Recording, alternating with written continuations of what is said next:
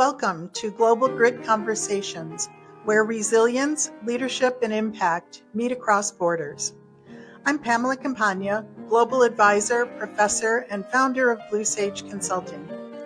Each episode features candid conversations with leaders, builders, and thinkers from around the world who share the moments that tested their resilience and the insights that shaped who they became. This is Global Grit Conversations.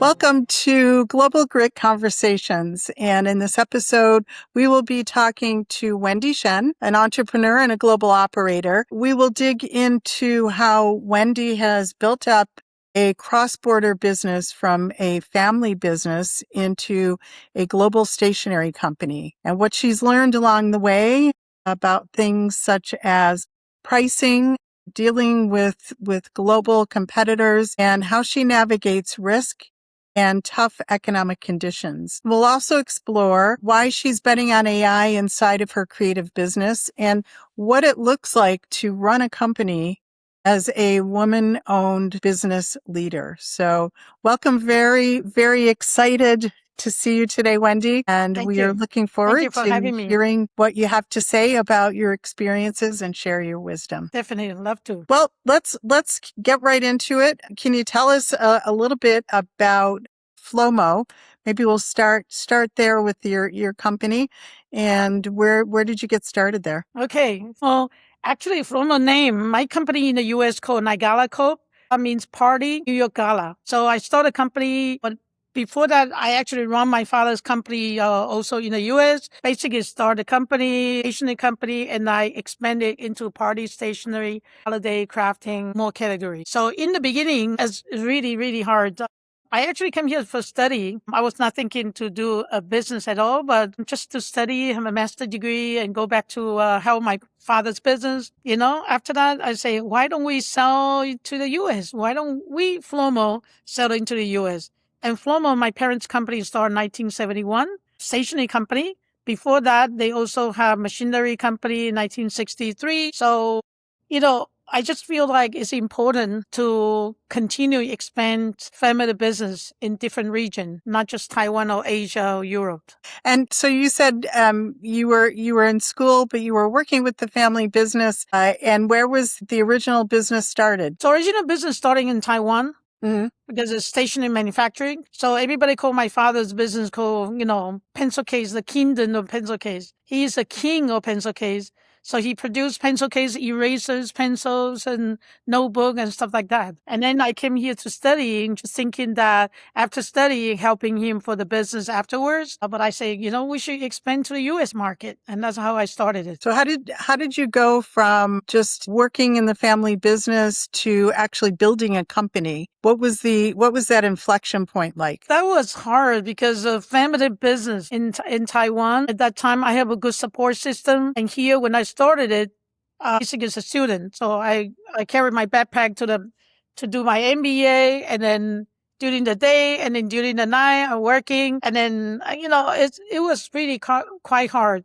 And I find out I need to build a team. So I cannot just do alone as a one-woman band, and which is I did in the beginning. I even unload a container and then bring boxes from the first floor to second floor. And at that time, UPS is, you write on the UPS book and you're shipping. Mm-hmm. So I've done all those, but I feel like it's important to building a team that I can trust and they can trust me, so we can build a company and scale. And how did you build your leadership style when you were inside of a strong family business? Yeah, I listen. I feel like my listening skill. I listen to what everybody says. Especially my father is like a mentor for the family. He knows so much about not only business, politics, economy, and everything, right? Finance. And my mom also is finance. So there's a lot of role model. My parents, will be able to learn from business side, from finance side, from economy side, and even though here things is about politics at home. So, there's a lot of things to be able to learn, and I listen and I've observed. I'm a person grow up also my grandma. My grandma is also very caring and empathy. So I feel I build up my leadership by listening, observing, and then have a lot of empathy, caring, compassion. So there's a lot of things that I learned from family just around not only the brothers and sisters, especially from adults, from my parents. When I was 2 years old, I always play around with my parents' desk. So I listen a lot from adults say everything. I guess from 2 years old, I already started learning business. So you were like a sponge, huh?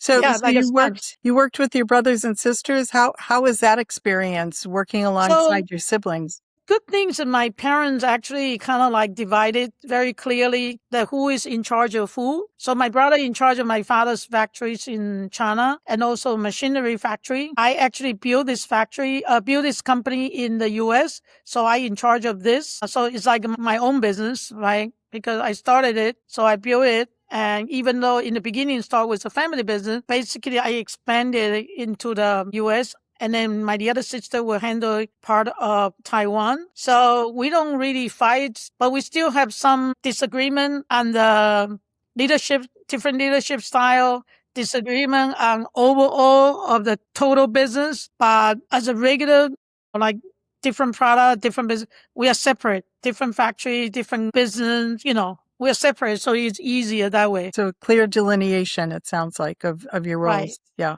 And did you start immediately in the US, or was there an interim step there in terms of starting up business?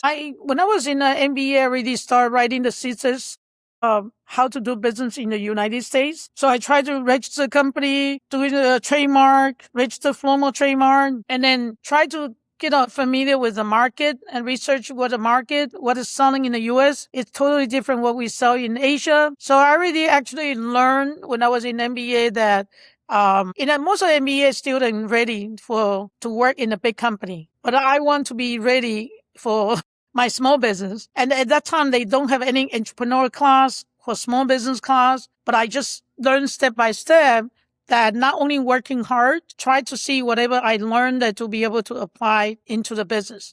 But I'm very happy that I was very glad that my father, my mom was like basically my mentor at that time. And I didn't know anything about, peer group like WPO, WEG, WeBank. Those kind of peer group, I did not know anything at all. And I was an MBA student. Mm-hmm. I did not really search anything peer group. I didn't go to search for a coach. I didn't know how to hire a agency, 10 people to help me. So I just knew to work hard, but that was not, just the best way. How did you learn how to do things like hiring or building out the organization or creating partnerships? How did you learn that when you were first starting out? So I think gradually, as I say, I probably learned a lot from my parents in the beginning, also from a school in the MBA. At that time, they don't have a Google to research or not ChatGPT, not AI yet. So basically, I have the personality that I want to reach out. So I reach out to Disney and all this, customers. I want to have that I have personality that I was curious. I like to take adventure. I was very young, so early 20. So every single step I take adventure, not necessarily every single step is right, but at least I step out to reach out and opportunity, might be there. And at some point, did you consider, I think you had said Latin America? Can you talk a Yes. little bit about what that experience? Yeah. So I was, when I was 15, I was very fortunate. I was in the junior college of Taiwan, and they are the foreign language, right? So I was major in English and then minor in Spanish in junior college. So at that time, I knew a little bit Spanish, maybe 40-50% fluent. So I decided in the beginning, start a business in the US is very difficult. I attend a lot of trade shows. Mm-hmm. I just try, as I say, I was curious, I was adventurous. I just do everything. I just try to try all the trade show, meet people, reach out, call people. At that time, don't have an email yet. So I call the people and then try to reach out to get my business. but it was still very difficult. Even I attend a lot of trade shows. So that's first few years of business. So I started to travel Central South America and I used my Spanish, right? So I was very happy that people were so hot-blooded. They are so welcoming. And they see Asian people speak Spanish. They even like, we'd love to see you, blah, blah, blah. I say, I'm from Taiwan. I live in the U.S. and I always tell them, don't think my business is small here in the U.S. I have a big factory back up. My father can produce product for them. Otherwise, people already think that you are so small. Because when I was in the trade show, I was having one booth. Nobody stopped by my booth. Everybody just passing by. I said, hi, how are you? And then people was like, oh, she's small. I just walk by. Just mentally, they judge me. I was a woman, right? I'm a woman. Judge me as I speak with accent, and then judge me as probably a Asian face. So they probably judged me that my business was small. It's okay. Yeah.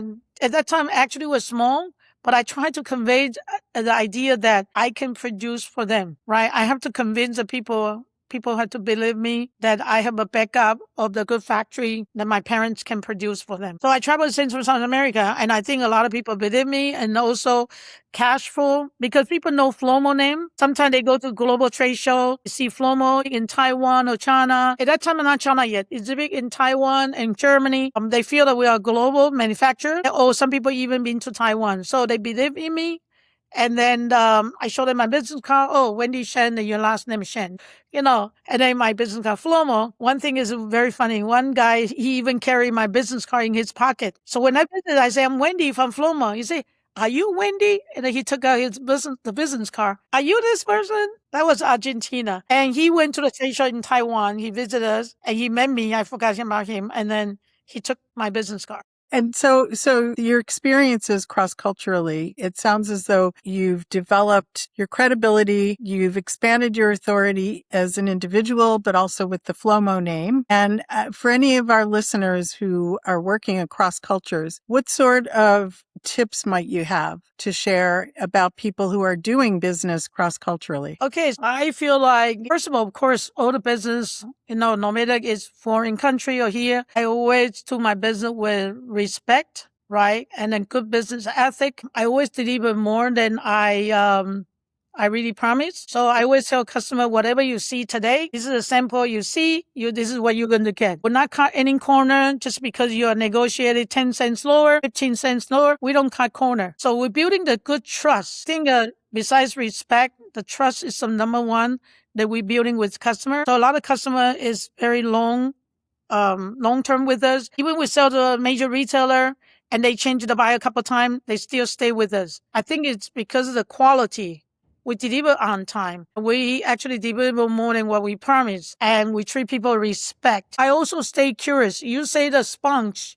It's definitely, some customer call me I'm Miss Sponge because they feel like I love to learn. I love to learn, and they feel like I love to ask questions, and then I learn in that way. And I'm not stingy. I always share with my team so we can learn together. So my team learn the way that together sometime, maybe my team did not ask in the questions. Like even today we have a, customer from Mexico is here, and then, my team is working with them, but I like to, be there for, 30 minutes, an hour just to say hi and to work with them a little bit. So they feel like they're welcoming. They feel like we trust them. And I also ask a lot of questions that my team probably did not ask. So it's always good to dig up more, understand what a customer pain is, what they need in order we can fill that gap as quick as we can. And so you're running an international company and you've got many pressures, especially with tariffs and increasing costs of materials and raw materials and goods. How do you make some of your pricing decisions in an environment like this? Yes, so it's a very good question. This is like last year and also since 2018, when our first administration at that time already did Section 301 for China, 25%, and then 25% carry from 2018, and then plus the tariffs, right? So a lot of time people only know tariff, but actually there's a product if you import from China, there's already Section 301 from 2018. So at that time, it's already start feeling a lot of threat, a lot of challenge. How we going to get through this time? And then 2025 is the worst one, the most challenging one. The first thing is I already try to communicate with customer. So see, any customer is big enough, they will be able to import themselves. So we don't have to lay out all the money on the tariffs, everything ourselves. So some customer become FOB orient. So we will took the order and they will clear the custom themselves. They pay all the freight and everything. Of course, we lower the prices. We adjust the prices so they can import and then pay the tariffs. So a lot of big companies, of course, they can pay tariffs in that way. So that way we can minimize some risk. And then some customer insists they want domestic delivery. We'll try to see, we'll communicate with customer where we can make some price adjustment.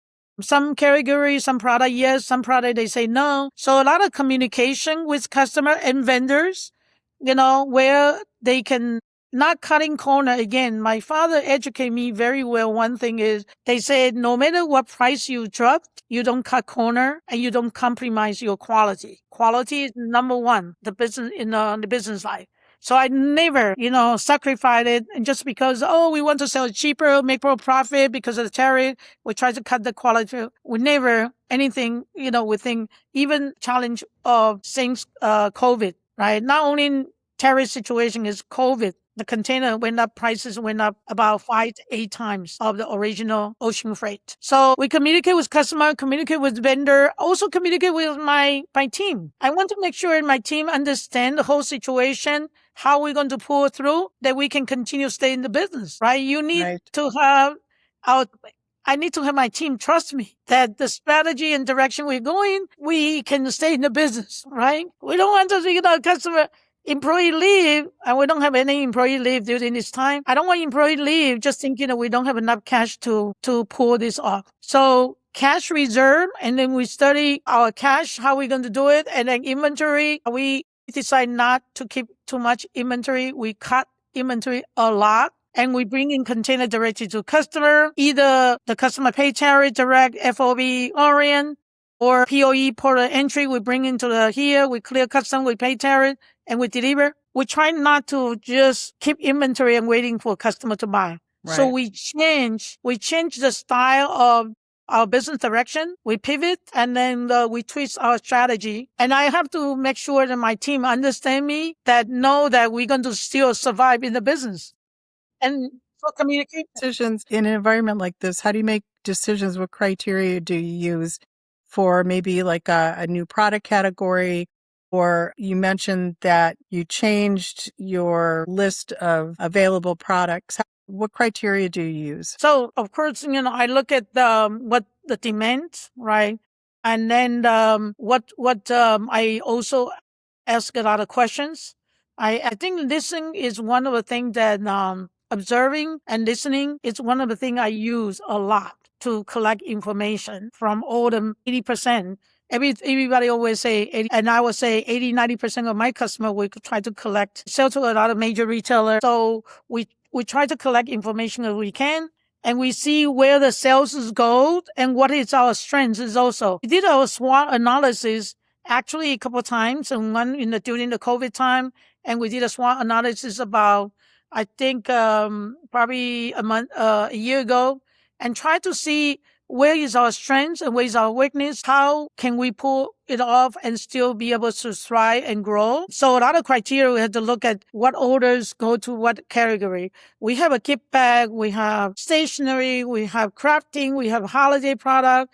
And I'm adding more crafting because I know that after COVID, we have some crafting, but it's not as complete. So I'm adding more crafting items. So those depends on when you say criteria, is listening, observing, to the marketplace, look at your number, and look at what people like the most. And then from there, we expand it. So we're going to expand next to more also crafting products. And so when you work with major retailers, so when a major retailer disappears or goes bankrupt, what happens in, say, the first 30 days within Flomo? How do you react, and emotionally or financially? Yes. The first 30 days of business strategy-wise, of course, majority customers are insured. So we buy the business insurance, we insure customers. So we can actually take that, minimize our risk. So the customers go bankrupt for $1 million, we probably already insured 750 or $900,000, whatever, right? But or customer we have a customer go bankruptcy, they own us 750,000 a few years ago, and we did buy the insurance for 500,000, and we also buy another higher risk insurance, another 250. So we did cover at that time. Strategy wise, it's not only when the time is happened on the bankruptcy, also we study the customers before then to see we want to sell them and then what kind of risk we want to take in.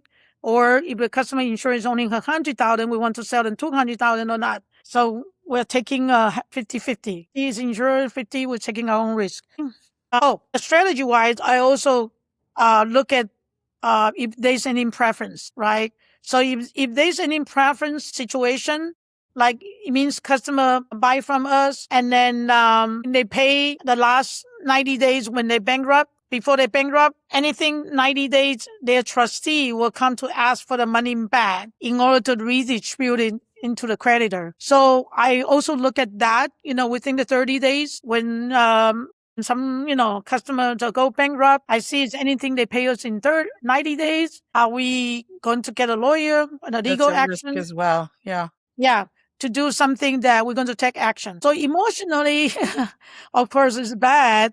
If there's anything over 30, our is credit insurance is covered. Sometimes we do sales to the customer with a small amount, maybe 10, 20, 30,000 that we did not have insurance and they go bankrupt. Sometimes I go back to comfort my team and myself that we go back to see how much sales we did them, last year, 2 years, 3 years ago. Maybe we already did a lot of business. We make a lot of money from this customer. It makes us feel better that, let's say we make 100,000 from this customer last year and now we lose 30,000. So losing 30,000, it doesn't feel as bad.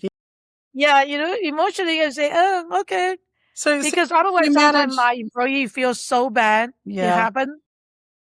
And so you have strategies for managing risk, it sounds like. And, oftentimes one of those strategies is just saying no to what looks like a good piece of business right up front. Right. Has that happened to you where there was a big opportunity and you said no, and it turned out that was probably the best decision that ever happened? Yes. We have about $1.5 or $1.8 million of business. That order that we are talking to one big major retailer at that time, and we already have 3 virtual call, and we are actually almost going to finalize the meeting, finalize the order, and we decide not to do anything with them. And they because their credit is already not insured. So that's a huge order. Some of people that I know, they might just take it. Right? They might just, the order and run with it because it's a lot of money. It's $1.5, $1.8 million. And I decided just cancel the order. I told them we couldn't do it. Order account that we do is with insurance. And then since we cannot insure your customer, sorry, that's what we told the customers. Yeah, it was sad, that they might hate us. We might not go back again, but sometimes this is too big of a risk that we don't want to take. Some of the smaller risks, like from 10,000 to 30,000, we might take it and then ship to some customer. And we also got hurt, even though we take that risk. So you've learned about setting boundaries with buyers and or with customers, and a lot of the work you do is custom work. So how do you set boundaries on custom work so that it doesn't become unmanageable or unprofitable? Yes. So we used to be more lenient in that situation. We just we take all the order and produce. And then for the last 5 or 10 years or last 5 years, we started setting more boundary and we start to be more clear to the customer, saying that if it's private label, custom work, you have to take everything. We cannot allow you to cancel any orders. So they can, they have to cut all the PO to us. By the time, to ship, we ship to them. So we kind of make our term and condition more clearly. But when the beginning of the business, we take everything. When it's coming, whatever coming is great. So it's interesting. So the evolution of your business as you become more mature, you've been able to be a little more discretionary in terms of the business that you'll take, business that you won't take on. Yeah, and I think it's because we have become more powerful supplier also, more reliable, powerful supplier. The people can trust us. It's easier to work with us than working on somebody they don't know. Sure. So they can trust the quality. They can trust that we deliver. Deliver on time to the customer is very number one, in addition to the quality. So they know that when they buy from Flomo, we're going to deliver. During the COVID time, container freight, that's like 5-8 times. And I still deliver to customer. So the freight is even more expensive than the cost of the merchandise. Product itself. Wow. Yeah. So we look forward, the market changes. It's a volatile marketplace, and there are a lot of variables that are going to affect the future of work. And we've been talking about how to use AI and integrate it into companies like Flomo. And so I guess my question for you, Wendy, is what is your take? What is your philosophy on using AI within Flomo, using technology? Actually, very fascinating. I'm counting on you. I hope I can live up to that. I'm going to take you up to that. So I just feel very fascinated to hear what AI can do for business. And I didn't know enough, and I want to continue to learn more. And I feel like we should have my team also upskill a lot of things and to make sure. So one thing is I'm worried about just the governors. So on the governors for the future, how people using AI and what do they put into the AI, what they generated. So that's one thing. Otherwise, I'm ready to take AI for my operation, for my product development, the artwork, or even sales. So anything area that we can be, for example, or even accounting, right? How we can scan the invoice and then they will type everything for us into AP to pay the invoice. Or there's a lot of things that maybe I'm sure AI can recognize and to do instead of everybody doing the manual typing work, how they can do recognize our work. So they can recognize our work so we don't have to go through, like this morning, the customer here from Mexico, right? And we are preparing our work to show them and design, right? So how are we going to be able to, like yesterday, I was in another retail customer's office, the big retailer, and the customer pick up one design and they want, design to pair with that. So I, give it to my my team and say, me, anything that can pair with, how this design going to go to my archive to find a design so we can pair with those. So there's a lot of things that I feel AI can do much faster than we do. Instead of we searching for 2,000 design, 3,000 design, how the AI can say, see this design, give me 2 design. So that data asset management that we have been talking about, just looking at your business, I know we've talked about what are the different ways to automate. So there's just making the work that you're doing today automatically. Yes. Automating that with AI, but then augmenting, doing more than what is being done today. And then the third piece is the transformation. And so looking at those 3 phases, and certainly in a company like Flomo, there are lots of opportunities. You just mentioned a few here to automate, and then to augment, that would be the next step. And I guess I wonder, is there any line that you draw between the human in the process versus the technology in the process? Are there certain things that you would never, ever want to involve technology in within Flomo? Oh, within Flomo or personal, one thing about personal, don't know about if it's personal on the wealth management, right? I know there's a company that do AI for personal finance or personal investing. So I don't know, get to the point that how secure is it yet? I'm not sure. And then if it's Flomo, I think for the costing, right? Our costing situation, if I using AI, is it going to be like everybody in the world will be able to see all my costing of the product, right? So we don't know that yet. Or if it's our sales is per category, for example, our number of the quantity or amount that we sell in each product or each category, anything that proprietary or anything that we use for analysis reason,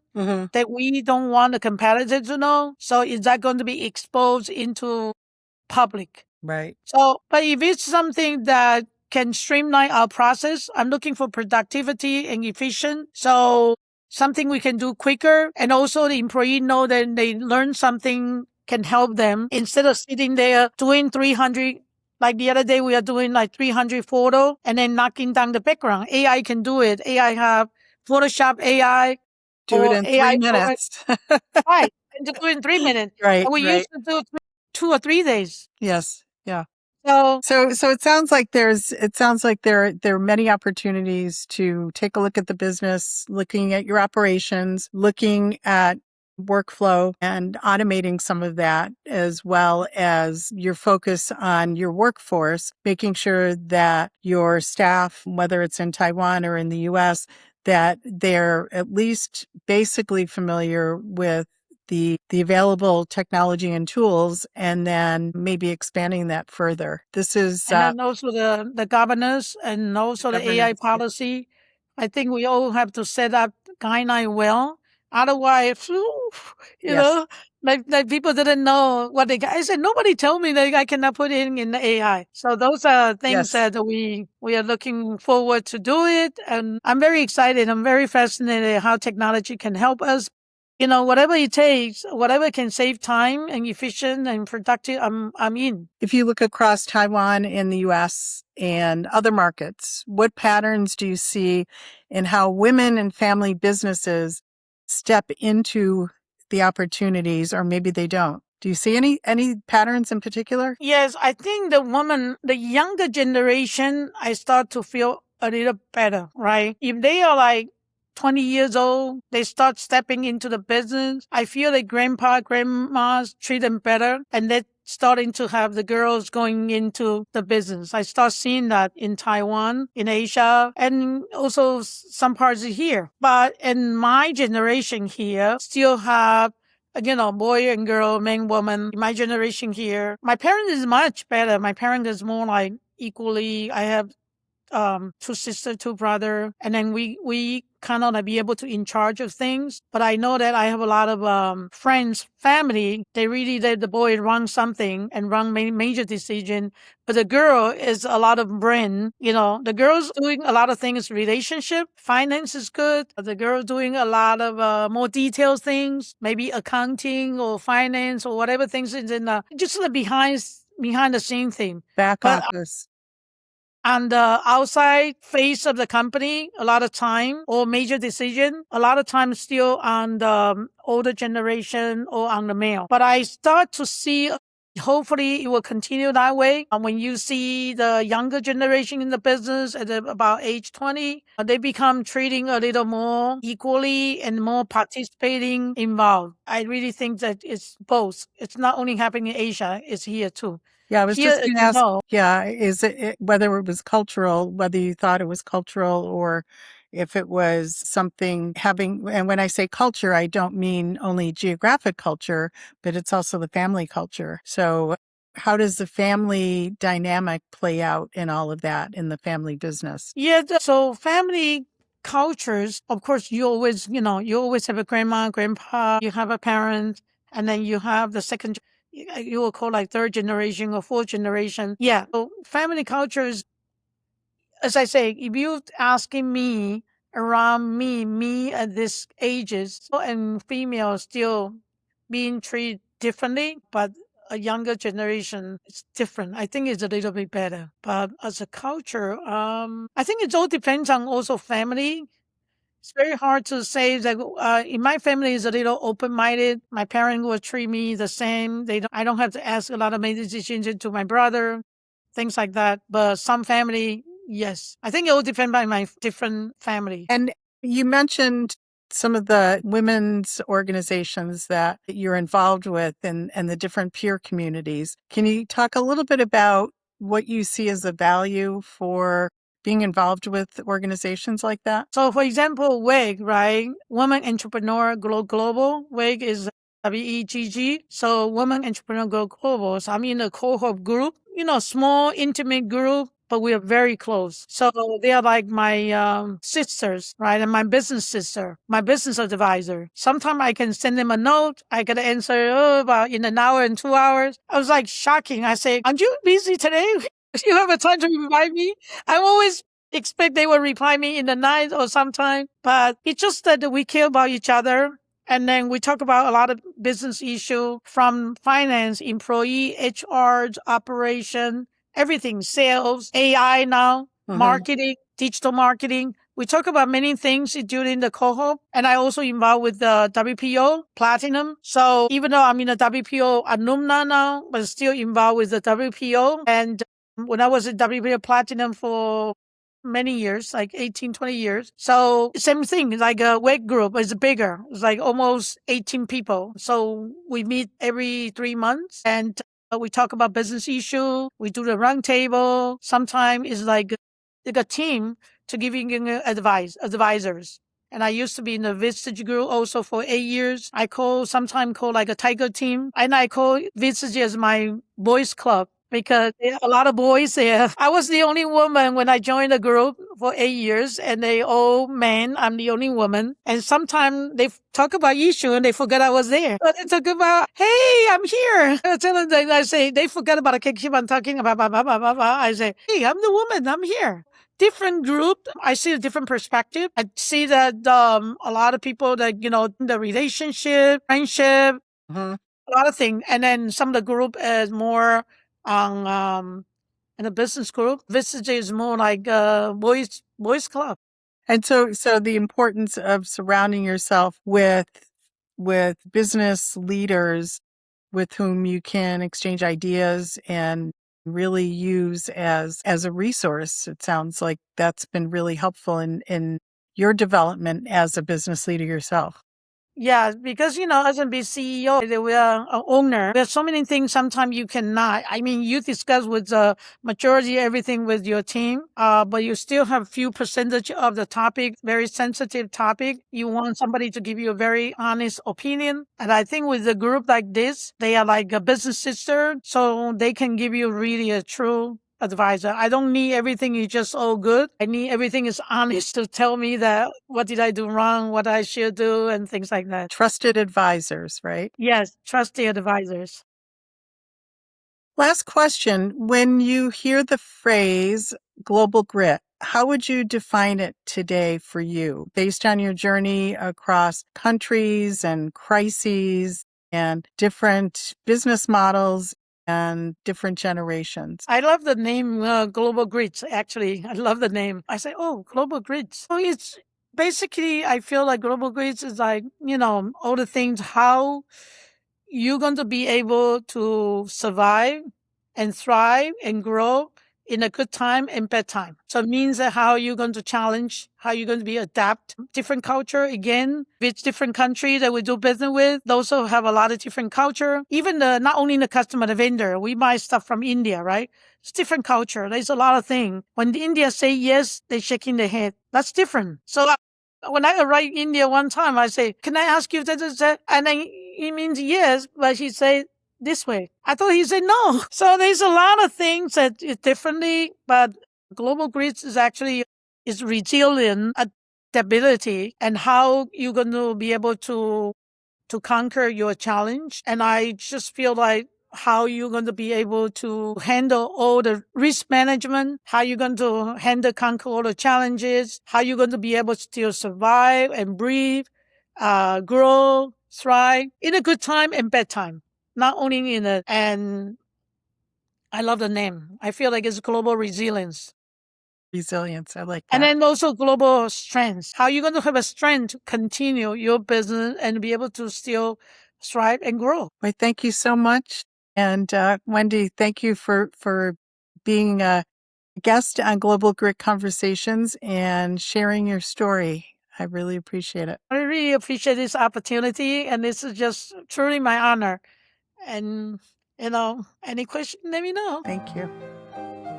We hope today's conversation offered insights that you can use in your own journey. Subscribe for future episodes with global leaders, entrepreneurs, practitioners, emerging voices, and unexpected guests. Until next time, keep leading with purpose and turning grit into growth.